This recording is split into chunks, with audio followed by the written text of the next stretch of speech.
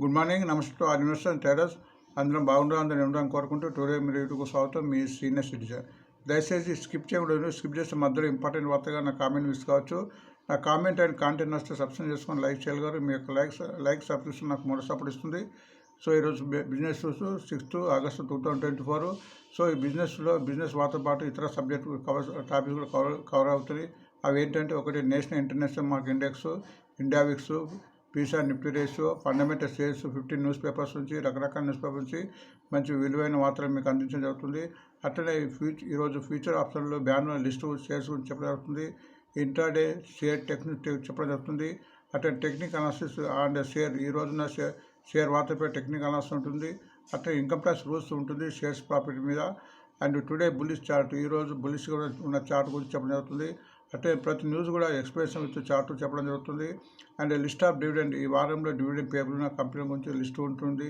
అట్లా long buildup and short building covering shares కూడా ఈరోజు చెప్పడం జరుగుతుంది. And list of companies quarter reserves ఈరోజు ఏవైతే కంపెనీ రిజర్వ్స్ ఉన్నాయో వాటి గురించి చెప్పడం జరుగుతుంది. అట్లనే success month and share market. చివరగా మై చాయిస్ షేర్ టుడే, ఈరోజు పెరిగిన షేరు, నాకు నచ్చిన షేరు మీకు చెప్పడం జరుగుతుంది. అది గుర్తించండి.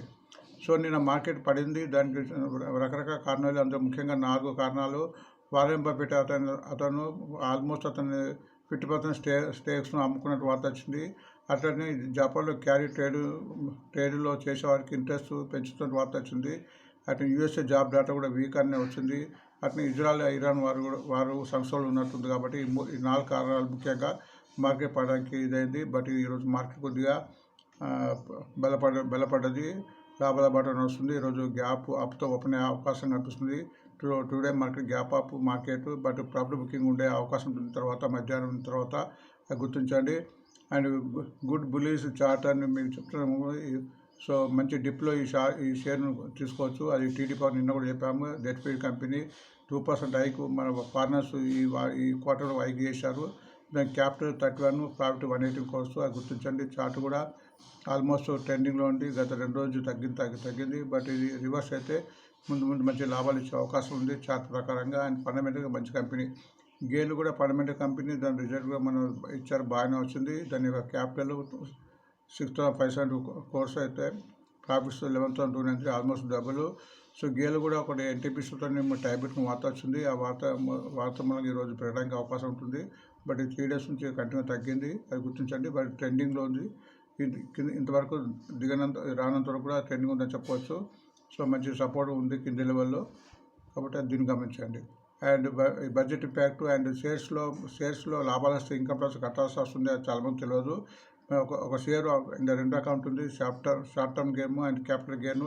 షార్ట్ టర్మ్ గెయిన్ అంటే ఒక షేర్ కొన్న తర్వాత 1 year లోపల అమ్మితే దాని మీద లాభం వస్తే 20% కంపల్సరీ ట్యాక్స్ కట్టాలి రిటర్న్ ఇచ్చినప్పుడు. అది మన ఇప్పుడు ఇన్కమ్ స్లాబ్ 7 lakhs కన్నా దానికి సంబంధం ఉండదు. ఇది కంపల్సరీ 20% కట్టాలి. అట్లనే లాంగ్ టర్మ్లో ప్రాఫిట్ వస్తే 12% కట్టాలి. బట్ లాంగ్ టర్మ్కి ఒక చిన్న రిలీఫ్ ఉంది.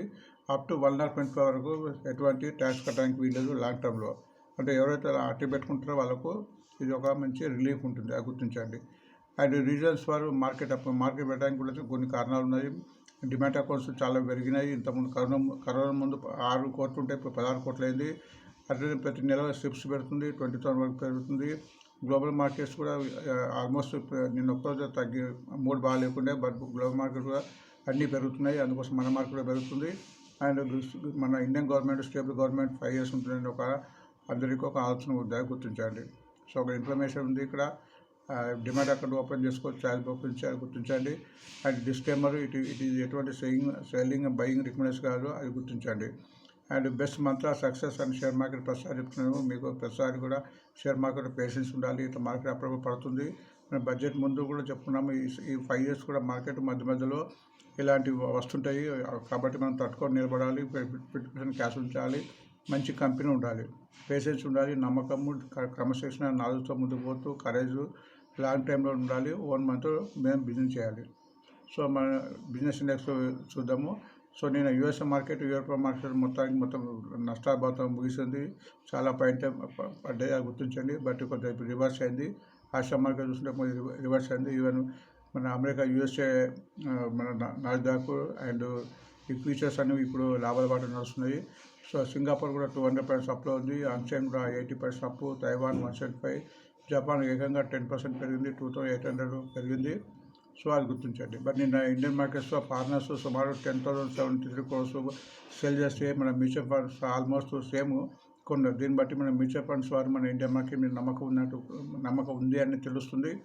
9,150 ఆల్మోస్ట్ ఫారినర్స్ ఎంత అమ్మారో మన మ్యూచువల్ ఫండ్స్ అంతా కొన్నారు. సో మన ఇండియన్ సిటిజన్ మ్యూచువల్ ఫండ్స్ కూడా చాలా భద్రత ఉంది, స్ట్రాంగ్గా ఉంది. ఫైనాన్స్గా మనం చాలా స్ట్రాంగ్ అవుతున్నాము డే బై అది గుర్తించండి.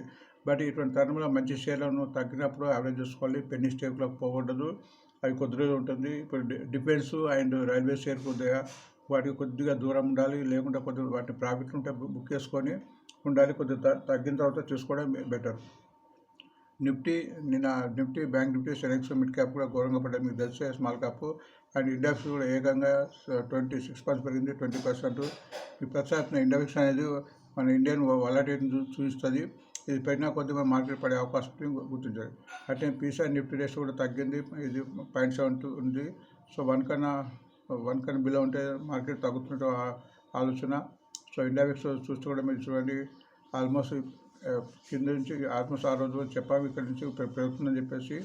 సో ఆల్మోస్ట్ కంటిన్యూ పెరిగింది ఇండెక్స్. ఇది తగ్గినా కొద్ది మార్కెట్ పెరిగే అవకాశం ఉంటుంది. బ్యాంక్ నిఫ్టీ కూడా ఆల్మోస్ట్ డౌన్లో ఉంది.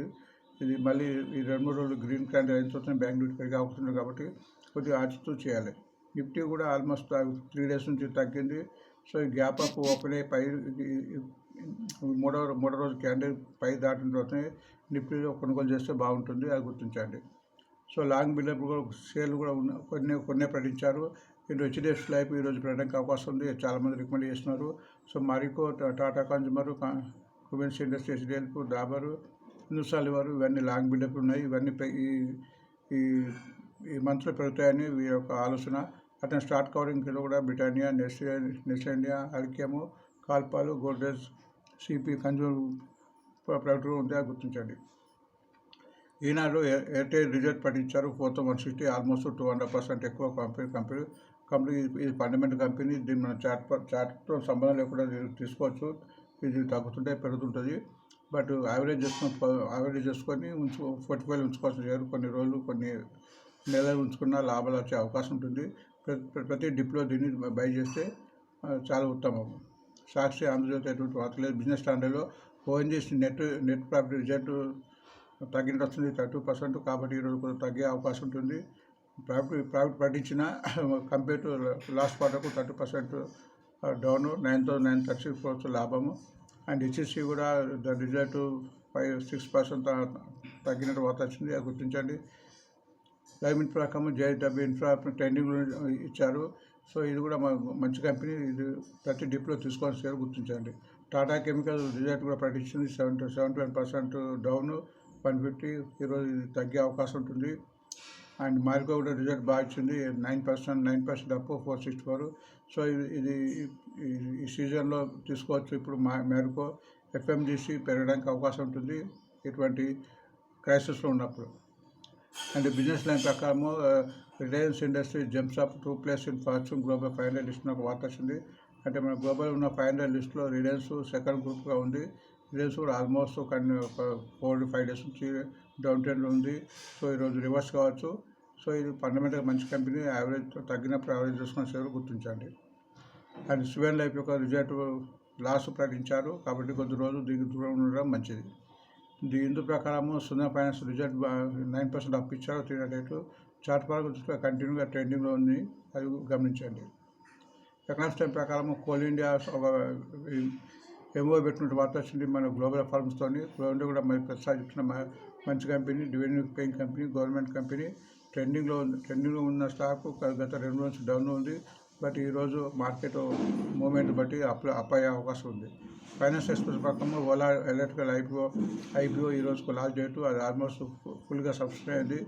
70-76 బిలో 100 ఉంది. ఇది కొద్దిగా లిస్టింగ్ గెయిన్ కొద్దిగా ఇవ్వచ్చు అని నా యొక్క ఆలోచన. మనీ కంట్రోల్ ప్రకారం టాటా పవర్ కూడా ఒక ఎంఓ పెట్టుకుని పిఎఫ్స్తోని ఫండమెంటల్ కంపెనీ కంటిన్యూ ట్రెండింగ్ ఉన్న స్టాక్ గత 2 రోజులు తగ్గింది.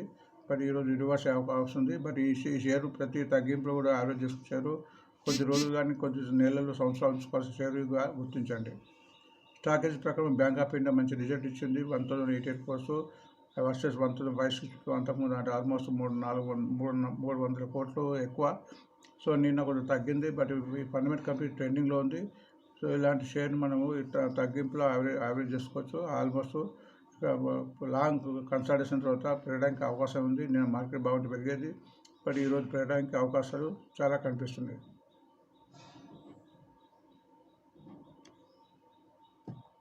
ఇక్కడ స్పేస్ అయిపోతున్నట్టు వార్త వస్తుంది. సో ఈరోజు బ్యాంక్ ఆఫ్ ఇండియా పెరగడానికి అవకాశం ఉంది, అది గుర్తించండి. ఇవి మన బ్యాండ్లో list and divines payable and reserves ఉన్నాయి. వీడియో స్టాప్ చేసి ఉందండి. ఇక్కడ వీడియో చేసేటప్పుడు టెక్నికల్ ఎర్రర్ కనిపిస్తుంది కాబట్టి సో వీడియోను ముగిస్తున్నాను. మళ్ళీ రేపు కలుద్దాం. Thank you.